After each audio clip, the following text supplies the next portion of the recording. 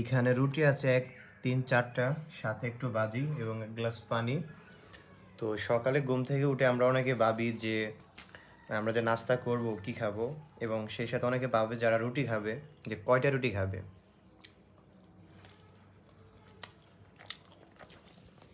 আজকের ভাজিটা অনেক মজা হয়েছে। ভাজিটা তোমার কাঁচামরিচ এবং ধনেপাতা, মানে খুবই হেলদি, সিম্পল কিন্তু হেলদি।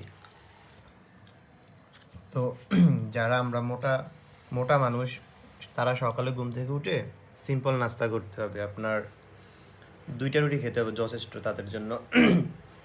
2টা রুটির সাথে একটু সবজি এবং সেই সাথে হালকা একটু ডাল, তাহলে বেটার হয়। আর যারা আমরা চিকন বাড়ি কাজ করি সারাদিনের হেলদির জন্য বা শক্তির জন্য, আপনার 3 থেকে 4টা রুটি আমাদের খেতে হবে। এবং প্রতিটা রুটিতে, মানে মাঝারি সাইজের যে রুটিগুলো থাকে, প্রতিটা মাঝারি সাইজের রুটিতে আপনার 120 গ্রাম থেকে শুরু করে 100 পয়েন্ট পর্যন্ত আপনার ক্যালোরি থাকে। সেই সাথে কার্বোহাইড্রেট এবং কিছু ফাইবার এবং কিছু ভিটামিন থাকে।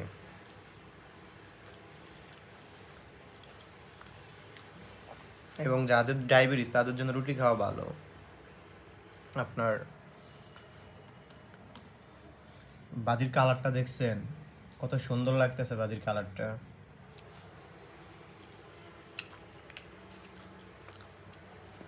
স্বাস্থ্য সচেতন নাগরিক কিংবা স্বাস্থ্য আপনার ফিট রাখতে হলে বা সুস্থ থাকতে হলে আপনার খাবার মেনটেন করে চলতে হবে। ওই যে ডাক্তার ওষুধ এগুলো কোনো বিষয় না। সর্বপ্রথম আপনাকে নিজের একটা রাইটস রুল তৈরি করতে হবে, এবং যেসব কি যেন বলে না, খাবার মেনে চলতে হবে, খাবার মেনটেন করতে হবে। ভালো থেকো সবাই।